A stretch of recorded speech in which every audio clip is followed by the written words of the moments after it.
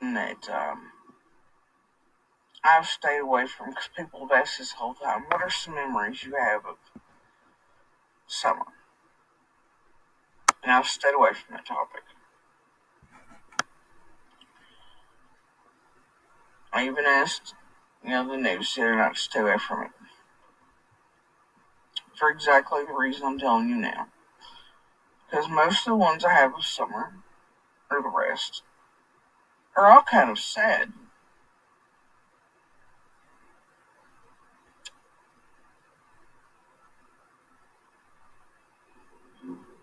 They're not really of a happy child playing. They're not of.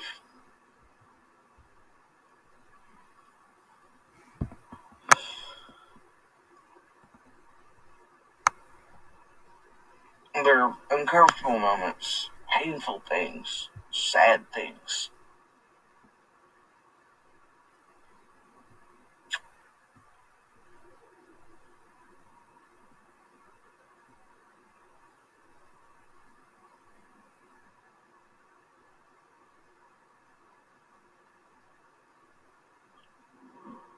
And here's the thing, guys.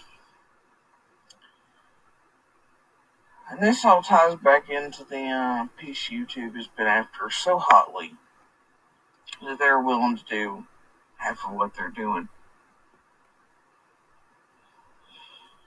And I'll get to that here at some point. But the thing was, when I first met the Hill, and like I said, that'll tie back in here in a little bit. We had lived there for several years and had never so much as really seen them.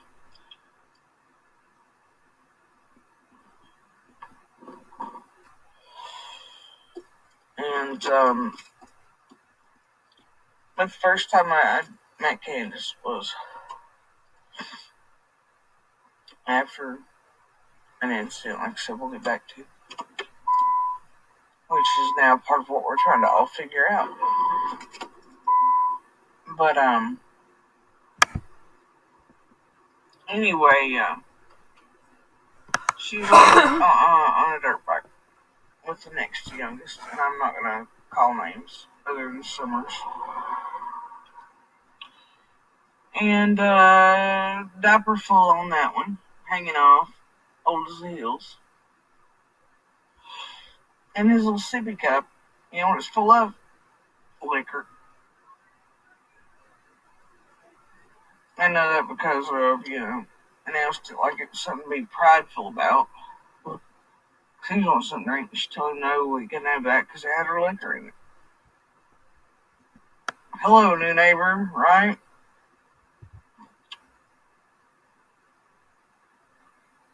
And then the first day I met her, she was telling me about a church con for Easter and how they didn't really do that, but there was this church and you get a free bike at this one, or you could get $100 in this one, and want to know if I join. I'm like, man, I'm not into that stuff. Y'all know I'm atheist, but I don't know, you know what I mean? Like, this not my type of people, sort of thing. And then asked if I go there just to help her. I'm like, no, ma'am.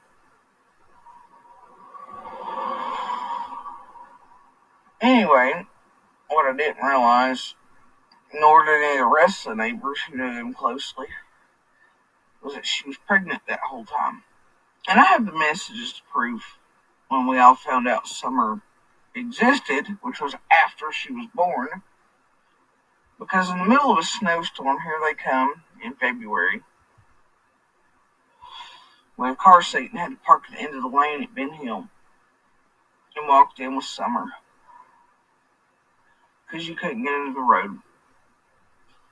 And I and the other neighbors immediately, they messaged me and were like, do you see this? And I was like, see what? And they were like, they just walked in with a brand new car seat. I'm like, you're kidding me. We were all like, holy shit, another one. Great.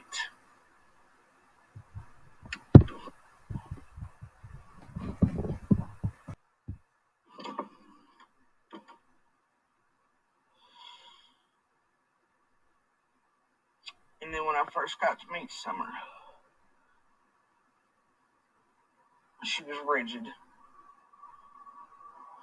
Every time you'd hold her, she was stiff as a board. She cried. She had fetal alcohol sit in her ears like her siblings kind of did when they were younger.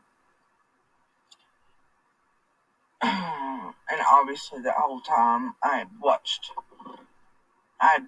but we didn't know she was pregnant. Every day drinking. So then, a few months goes by. I'm not over there. I'm not really paying attention. I go over there at a certain point for some reason, who knows, still trying to be friendly with these new neighbors I've met. Concerned for other people's children despite our own situation on there, which at that time, everything was going pretty smoothly for a few years on our hill. It was one of the rare times, lasted 3 or 4 years in a row. So it was calm my way. So at that point, I guess I had the ability to throw stones. Either way,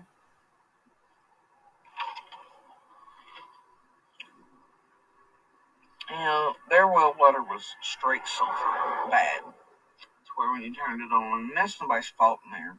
Well water is well water. Each one's different. But if it's this bad and discolored, you go get bottled water.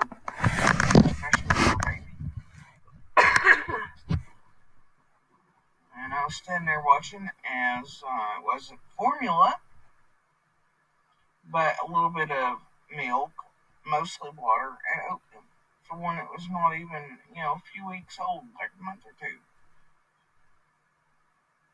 And I was like, holy, like hell, you can't do that. You're gonna hurt that baby, Like, no. So, formula I had, they send you mail for like 25 years after you have a child. I happen to have a son. I gave it to them. After that, I guess whatever, contact was intermittent off and on throughout the years, depending on. But,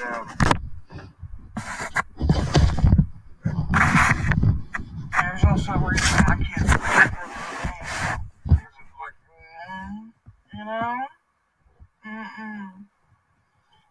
it wasn't their fault, you see. I knew it wasn't their fault. They couldn't help that, couldn't help how they were being raised or done or anything like that. But, and I don't even know that the other hill realizes. But I know at first I thought, well, they don't have money to feed them. They don't have this, they don't have that. So I would bring groceries over and do whatever. So would other neighbors, churches, whatever. But then you start to realize over a length period that there's all kinds of money. Just like there's always all kinds of money. And even Andy could bring in like 1,000 plus a week and they would still be able to drop more and afford more. But you'd watch in the evenings as the liquor was bought, and as the cigarettes were bought, and this and the other, and case of beer, but then like a box of off-brand Q corn dogs, right? And not even enough in totality for the entire family. And sitting on the board like it was some great fucking feat. But then when there was a new engine that needed to be bought, or here's that money immediately available, same day, thousands of dollars.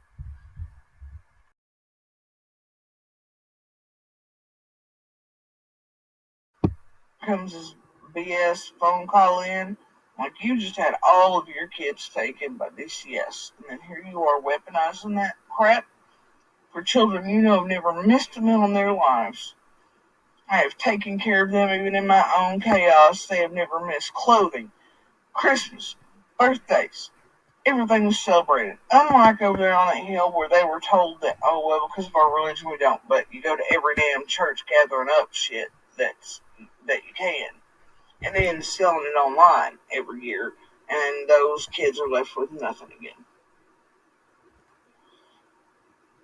I struggled and went without eating and all kinds of things to take care of mine. Even in the worst times.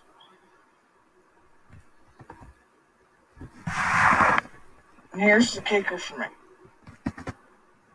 And like I said, I don't know. I don't know if people's burnt out brains don't realize or what. I mean, I know they know I've fed their kids. I know they know I've watched their kids, all of them, fight over one bowl of soup in that floor with a fork. And Andy is my witness. Maybe right now he's pissed, won't vouch, but I promise you that is the case. One bowl of soup, multiple kids, one fork. You know, piece, like a bowl of damn chicken noodle soup. What the hell is that about? But either way, they would come to my house and immediately upon entering go straight to my fridge. I've watched them take chocolate milk, regular milk, whatever they wanted out of the fridge, uncap it, drink straight out of it, and then leave it sitting on the floor, fridge door wide open, because they're not really taught any better. And get whatever they wanted off the shelves, and I had grill shelves all in the kitchen, food on them all times, freezers outside, you name it. And there were many times, including right after I had surgery. And the oldest two would always be the ones that would cross the hill. Not summer, the next youngest. And I seen their little feet under a curtain I blocked the living room from the kitchen off with. Because it was all glass and, had hunters and things. So anyway, hunters, that way nobody gets that mixed up with. Anyways, I'd feel something, hear something, I'd kind of come to. And I knew it was them in there. And they were just getting themselves something to eat. Or grabbing something off the shelves. And I'd never say a word. I know they'd peek in to see if I was asleep, whatever else. And I just let them think whatever. There was always stuff left easy on top of the freezer they could get a hold of outside.